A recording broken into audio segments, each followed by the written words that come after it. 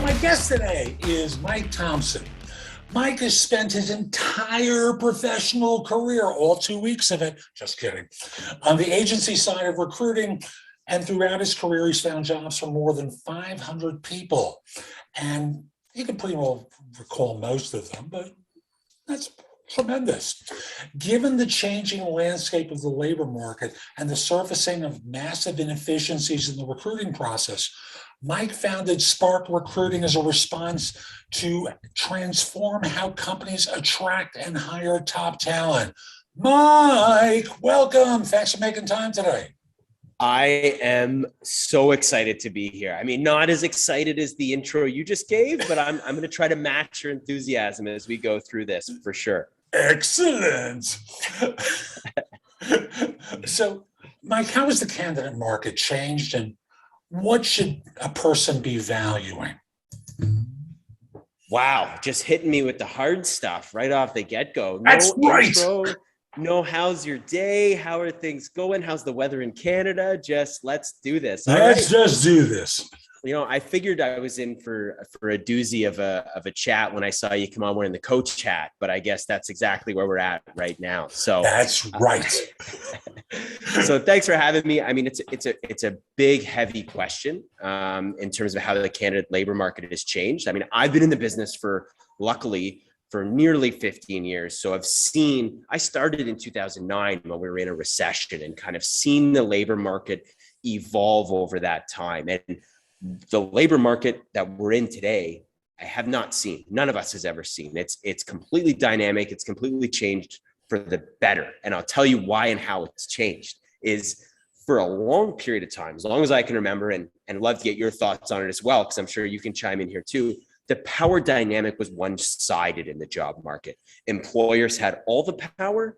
Employees were hoping to be chosen to be an employee. The candidate was always waiting to be blessed with, yes, we choose you, we want you. And they were at the mercy of employers. Then COVID happens, lockdown happens, and this remote style of working has drastically changed. Talent markets have expanded globally. So now with exponential rise in demand and the supply not catching up with it from a labor perspective, that power dynamic has shifted.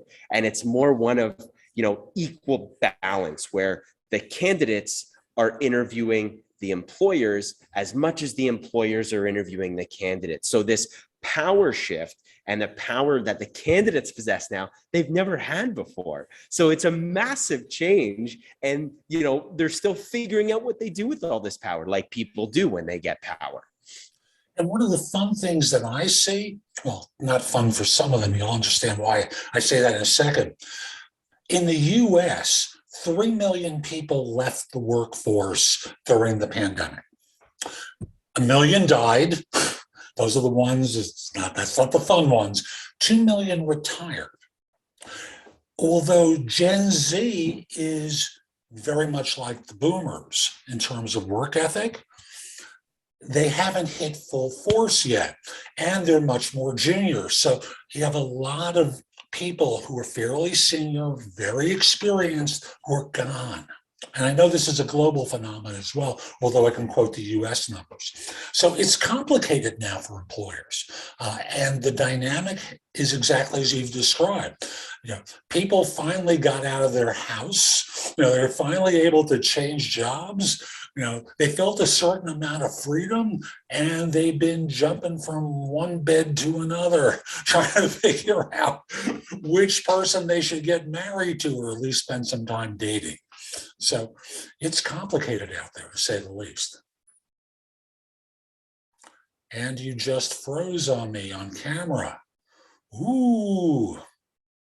I can hear you. Can you still hear me? I can now hear you, so I'll have to do a little bit of editing.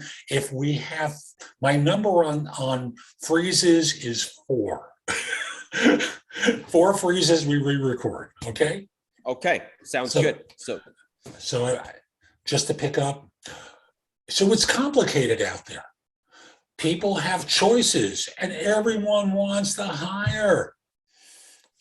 It is complicated, and it's the complexity is multi-layered, as you mentioned, is not just a matter of people leaving the workforce more than people coming into the workforce. There's that gap to replace, and they're not as seasoned in the career to just jump into those roles that people are leaving the workforce. So there's a massive gap, which also creates an opportunity for individuals, an opportunity for people to jump into roles that maybe traditionally they're not qualified for.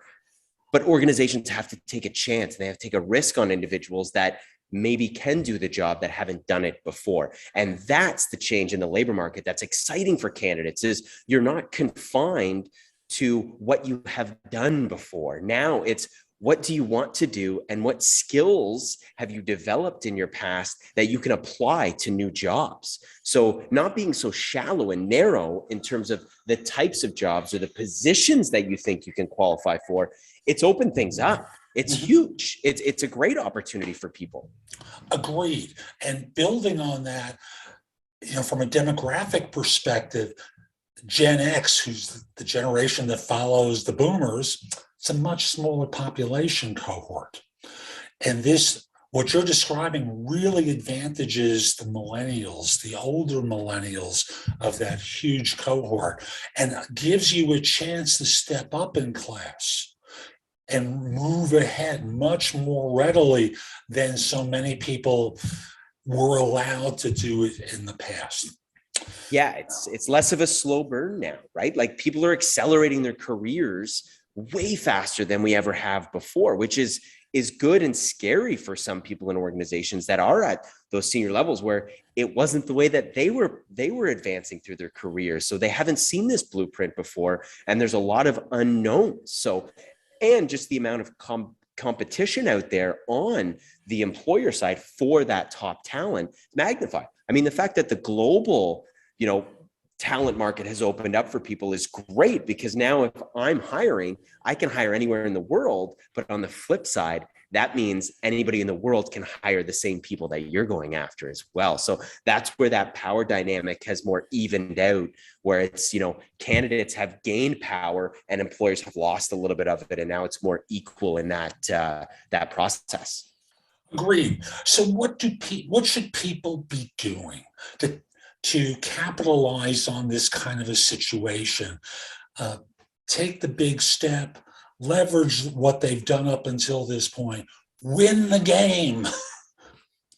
Yeah, it's a great question. And what I always advise candidates to do is take ownership and be accountable of what your career and what your job is, because the market's so busy, it's easy to be passive, because what's going to happen is recruiters are going to send you in-mails or emails for jobs, and generally what recruiters are going to target are jobs that you've done before. You've been a sales individual at tech firm A, they're going to send you sales roles for tech firms B, C, and D. But maybe you don't want to sell in tech anymore. Maybe you want to switch industries. But unless you're being proactive and looking at that, nobody's going to do that for you. So you need to take accountability of your career and what you want to do next, because you are in demand. People are willing to have conversations with you right now, but you need to be the one that's driving that instead of sitting and waiting for people to reach out to you, because all you're going to get is what you've done before in the past, what I like to call lazy recruiting, right? You've done job here, you can do job there. It's the same. So unless you want to do something different, if you want to do something different, you have to be the one that's in control of that and driving that. So true. And the habit that people have is, as you described, they wait for the knock on the door rather than taking charge of their careers. Is that what you see? I definitely see that. I see, because it's easy. It's easy because there's so much activity going on that it's a false sense of you making progress, because you've got 20 recruiters reaching out to you in a week with new jobs. You feel like you have options. But what I'm telling you is you're limiting your options by only waiting for people to reach out to you, whereas there's way more options if you're taking a more proactive stance to it. So you may think that you have a lot of options, but you're limiting your options by not taking a more proactive approach to it. And now we start talking about the proactive approach. because Yes. I know how I was trained when I did search. There was a trainer I saw who put it very simply. He said, the person who gets ahead isn't always the smartest. They don't always work the hardest, although those are great qualities to have. People get ahead by being alert to opportunity. Sometimes they're internal to their organization. Most of the time they're external. How do people find these opportunities? How do they take control of their career? Yeah, it's a great question. And we're lucky we live in an age where information is readily available for everybody. So you don't have to rely on a recruiter to find out who's hiring and for what. You can find that out yourself. And if a recruiter thinks that's the value they're bringing, they're not. So if I'm a candidate, I'll give you an example. If I'm a candidate and I want to jump careers or industries, I'm doing tech sales, I'll use that. And I want to get into pharmaceutical sales because it's a passion of mine that I think that I could do really well on. What I'm going to do proactively is I'm going to start looking on LinkedIn. I'm going to see which pharmaceutical companies are hiring sales individuals. It's an easy start. You search jobs, you put in the title, and it'll give you all of the jobs that are searching. Now I found a job that I think, hey, this pharmaceutical company sales job sounds kind of cool, but I want to know a little bit more. In the job description, they always say who this position reports to, not the individual. That's a flaw we'll get to later, but the title of the individual. Now I'm going to find who they are on LinkedIn. Because again, my investigative reporter hat on, I can do that. I can search who that individual is. Now I'm going to start engaging with them. And I'm not going to ask them about the job. I'm not going to ask them if they're hiring. I'm going to reach out saying, I'm interested to learn more about what you guys are doing. I want to start a conversation. I want to learn more because as a candidate, you're in demand. People want to have conversations with you, but you want to be the one that's doing the outreach versus waiting. So you're going to find jobs that you think you might be interested in. You're going to find the individuals and start engaging in conversations with them to learn more about it. That's how you're going to take control of your job search. And in engaging in this conversation, I'm going to go back to the dating metaphor. So in dating, I'm really kind of interested in what you're doing. And where does the conversation go from there? How do you suggest? Yeah. So I'll play out the scenario. You're a sales executive in pharmaceuticals. I'm in tech sales. I don't have maybe the experience that's listed on the job description, but I don't care about that anyway. So I'm going to reach out and I'm going to say, what excites me about this job in the pharmaceutical industry are these challenges. I want to chat with you to tell you more about myself. You're not asking about a hire. You're expressing your general excitement around why it is you want to get into pharmaceutical sales. And you're starting to engage in the conversation. So you're not necessarily selling yourself. You're being genuine and authentic to what excites you about why pharma sales and why this company. So you need to know a little bit more about why you're looking at reaching out instead of just mindlessly applying for 1,000 jobs. It is a little bit more time consuming, but I would rather have 10 meaningful connections and conversations with individuals than 1,000 online applications that, guess what? I'm probably only going to hear back from 5 of them. And the one suggestion I would make in doing this is the LinkedIn app has a video messaging. And with video messaging, you're just not that flat, text on a screen. They can get a sense of your personality and your energy, your drive, and your desire just from your tone of voice and your manner. And for those, use the example of sales and marketing, this is the home run for you. You have a chance to express yourself beyond simply words. 100%. I mean, I wish you were selling for me and Spark, because that's exactly what we believe in is, who better to sell yourself than you authentically. You're not trying to be something you're not. And without you controlling the narrative or telling your own story, you're leaving a lot up to chance.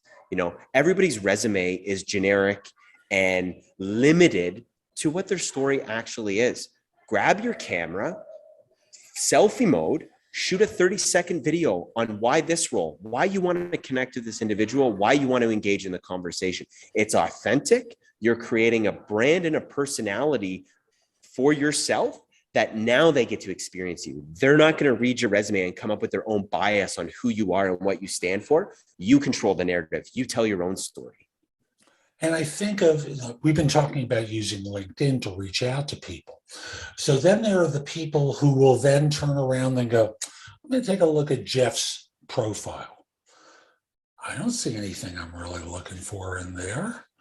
Like, how do you overcome that part of the scenario? Or can you?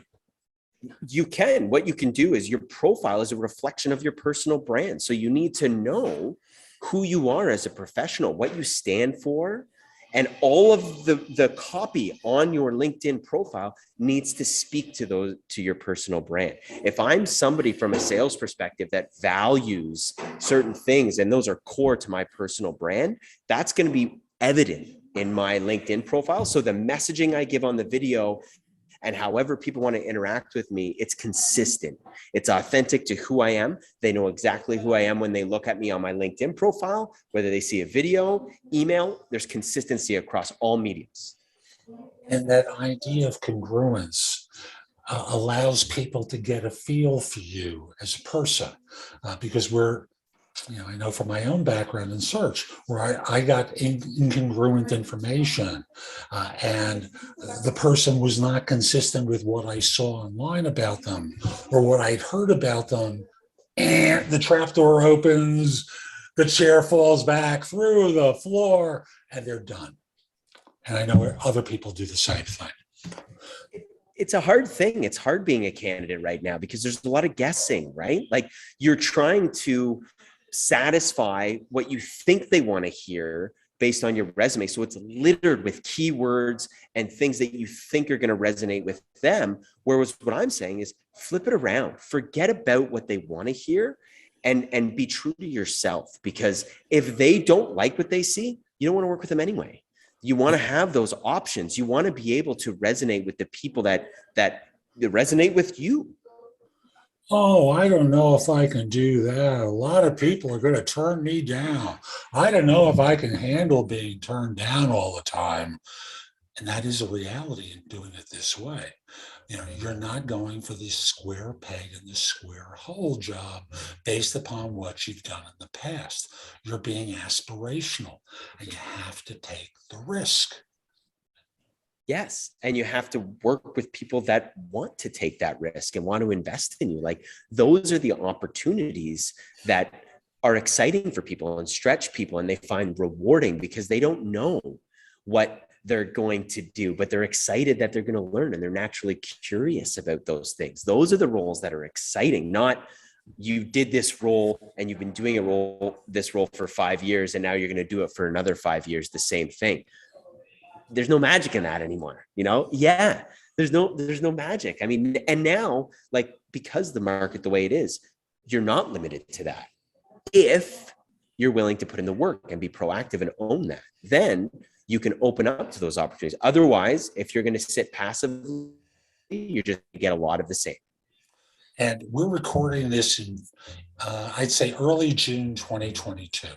My thinking has been, I'm seeing a couple of indicators of things slowing down. So the time is now to strike while the iron is still hot and not waste a lot of time and go for the kill. Go for the aggressively to do this, because one day the music is going to stop. You're going to need to have to find a chair if you're out looking aggressively. And if you're not looking aggressively, you're going to be stuck in this legacy role.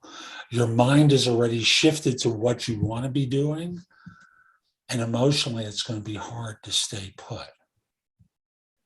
Well said. I couldn't have said it better. I mean, the market ebbs and flows and you have an opportunity ahead of you that's not going to last forever. As your point, there is some sense of urgency that you're going to want to take advantage of it while it's there. Otherwise, you're just going to have fewer options and you're going to be more limited, which is really tough if you're in the mindset of you want to stretch and you want to do these things and now you can't. So action, action, action, action. So other than reaching out to people on LinkedIn, what should folks be doing? You got to think of yourself as a sales individual. You got to think of the job search as a sales process. And what do the best salespeople do? They network. They're opportunistic. They look when they don't have to. They create connections. They engage in conversations constantly. Motion creates emotion. The more you're out there, the more opportunities you're going to create for yourself. You need to think about that and not just be transactional, only networking when you need something constantly. You are a personal brand. If you're on LinkedIn, believe it or not, you're a social media influencer if you post one time. So embrace the role, be authentic to yourself and own that, but treat your job as a sales process and be out there. And I'll add on to this idea of networking. Whenever the music stops, you want to have your network already in place. And whether that's you being helped by others or you helping others. The reciprocity, as you've heard a million times before, is important. You don't want to be one of those people who's always doing gimme, gimme, gimme. You want to be mutual. And thus, right now, when you may or may not be aggressively looking, put your network in place. Let people know what you're thinking of doing next. Leave it at that. How can I help you? Just have conversations. It's easy because right now, everyone knows the way things are.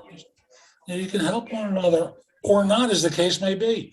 But I love that, because a lot of people do think of what they can gain from their network and they don't think about what they can give.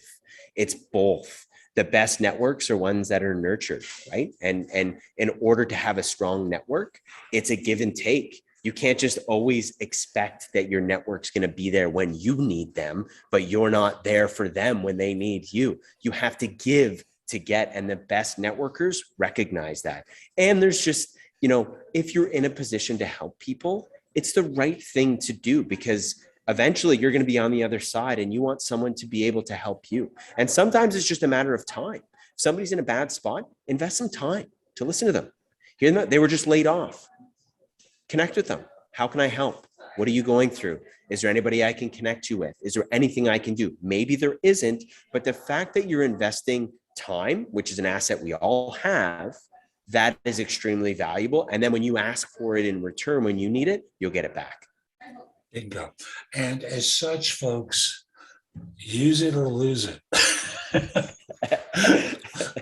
Use your relationships, share your relationships. Give more, get more is something that we've heard for 100 years. And now is the time to put it in place, because at some point you're going to need it. So recultivate the relationships, even if you're not looking. Like I'm doing a presentation in 2 weeks to a group. And the subject is interview. I'm presenting to them and saying very simply, hey, look, you may not be looking right now, but you're going to be doing it fairly soon. It's just the nature of the way the market is. And you want to be up to speed. Same thing with your network, folks. Your network has to be ready for you, and people have to feel you regularly. It's not hard. Agreed. It's just engaging. That's the best word I could say, is you're in it. If you're on LinkedIn, be active. Start engaging in conversations and genuinely care. Don't do it for vanity metrics. Don't do it to try to get likes or connections or anything like that. Do it because you genuinely care about what you're doing. And one of the easiest ways to do it, folks, is grab your phone, start reaching out to the people who are in your phone, send them a text. Hi, how are you? Been a while. Want to meet for coffee? Want to say hi? Want to hop up? Whatever it is that the two of you are comfortable with, re-engage. And you can say, look, I'm not looking for a job, although if you offer me one, I wouldn't mind. But do something to reconnect with people. It's incredible what happens, and you know this because we've talked about it, is how many opportunities come your way just by being out there. Not even necessarily going out with the purpose of looking for opportunities, but just going out. You're going to get opportunities just by being there. Very true. So far, we've been talking about LinkedIn, networking, reconnecting, which I'll treat as a hybrid of networking. What else can folks be doing to invigorate their brand, take advantage of this market, reach out to folks, et cetera? Yeah, it's a great question. I think the other thing that's really important is because most people still rely on job descriptions and resumes as our only form of marketing collateral on both sides of it. When you're reading a job description, do not scroll to the bottom to look at the skills and experience to determine if that's a job you're interested in. Focus on the roles and responsibilities section. That piece is really important. Does that excite you? Are you excited about what this role is responsible for and what you get to do? Not what you've done and what you can give to the employer, what they can give to you.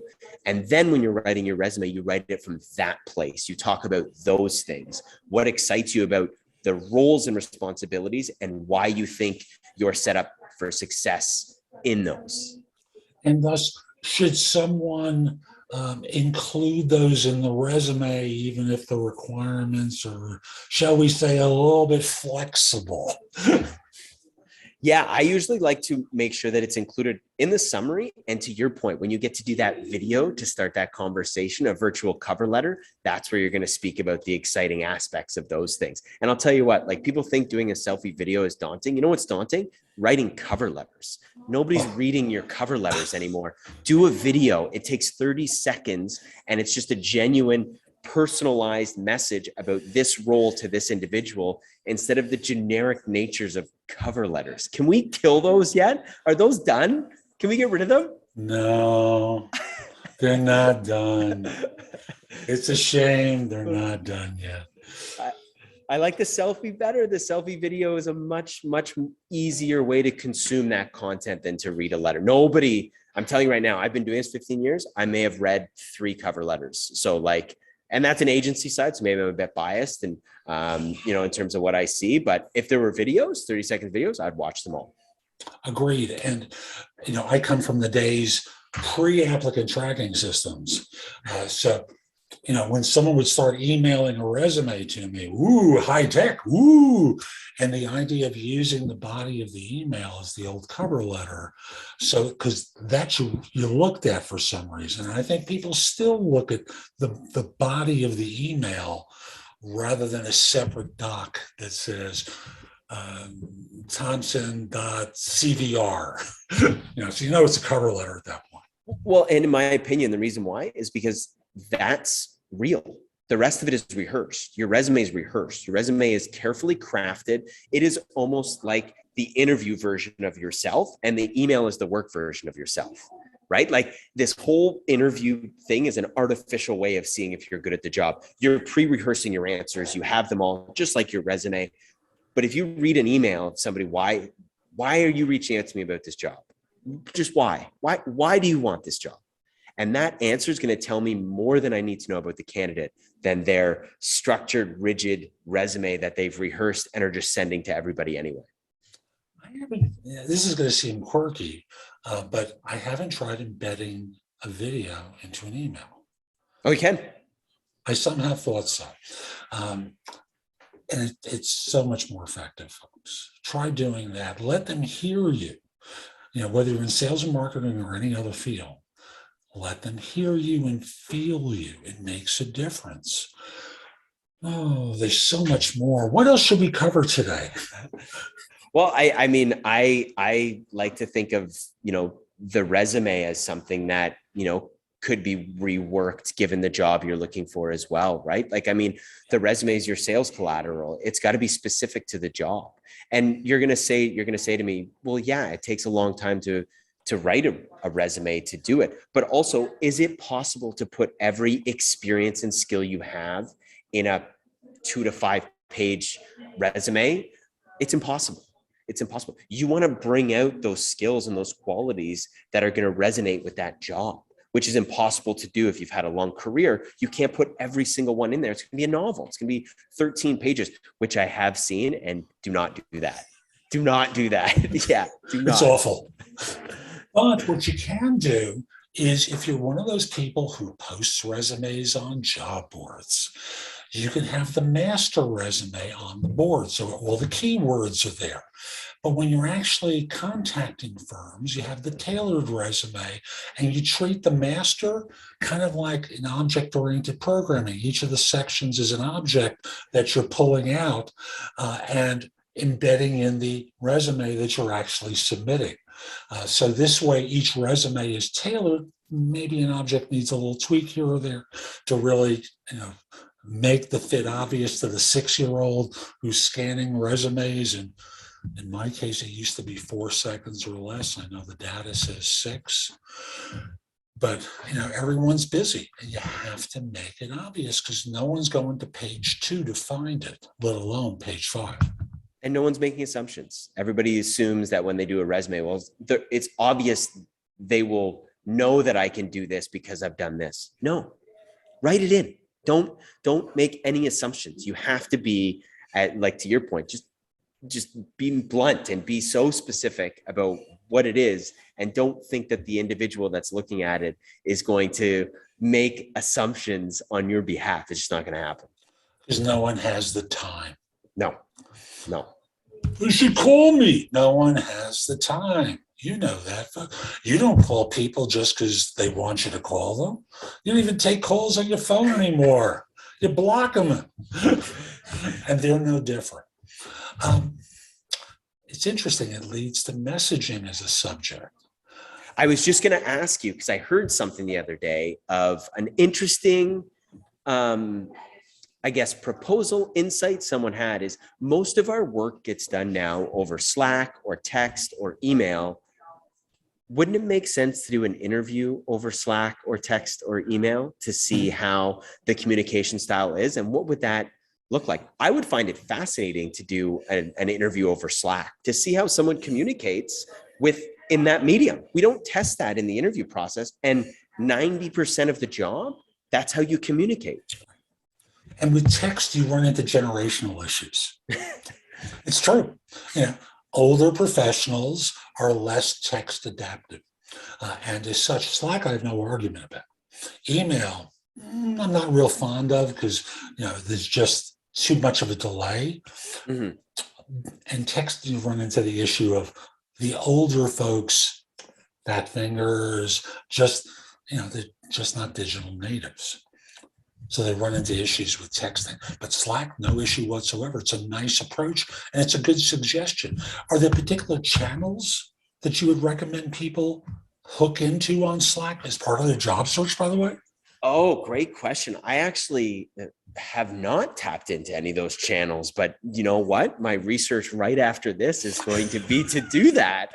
This is part of the learning of being on these discussions. But I think for sure there's got to be some public channels out there now, just because it's the most common real-time messaging platform for corporate now. So I wish I had a good answer for you. You should have prepped me on that so I could have done some. I'm sorry. I told you we're kind of spontaneous. Now people know it's true, or else I would have had a rehearsed great Slack channel. So what haven't we covered yet that we really should? I think the point I would love to get across to candidates listening to this is the power dynamic has changed. You have more options than what's being thrown at you in your inbox. If you take ownership and control over your career, it's going to open up so many more doors for you to try some new things. But you got to move quick because the market changes as quickly as we've gone this way. It could go the other way, and nobody knows what's going to happen, but you're starting to see signs of things changing. So get on it. Get going, be authentic to yourself, leverage video, and engage in conversations. That would be a long-winded kind of synopsis of what it is, but that's exactly what I want people to take away. Beautiful. Mike, this has been fabulous. How can people find out more about you, the work that you do, that piece of artwork over your right shoulder? I wish I could say I was the artist in here, but this is not mine. People can find me on LinkedIn. Mike Thompson on LinkedIn. Sparkrecruiting.ca is the website.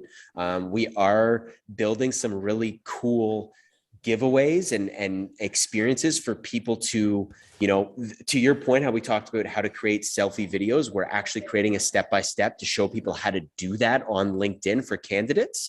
And if you're in a hiring capacity, we're showing you how to market your jobs better, leveraging video and being authentic. So come to sparkrecruiting.ca and you can get access to those free resources. Do you recall your URL on LinkedIn? Because I've got to assume there's more than one Mike Thompson. And yes, you can use the filter for Spark Recruiting, but is there a direct way that they can get to you? It's Mike Thompson Recruiter. Easy. Mike, thank you. And folks, we'll be back soon with more. This is Jeff Altman, the Big Game Hunter. Hope you enjoyed the interview. If you did and you're watching on YouTube, share and leave a comment. You know the usual. And I'll also mention, visit my website, thebiggamehunter.us. There's a ton in the blog that'll help you. Plus, you can schedule time for coaching with me, find out about my courses, which you can rent or buy from me. You can find out about my books and guides. There's just a lot of great material. Go to the site and go exploring. Lastly, connect with me on LinkedIn at linkedin.com/IN/the Big Game Hunter. Have a terrific day. And most importantly, be great. Take care.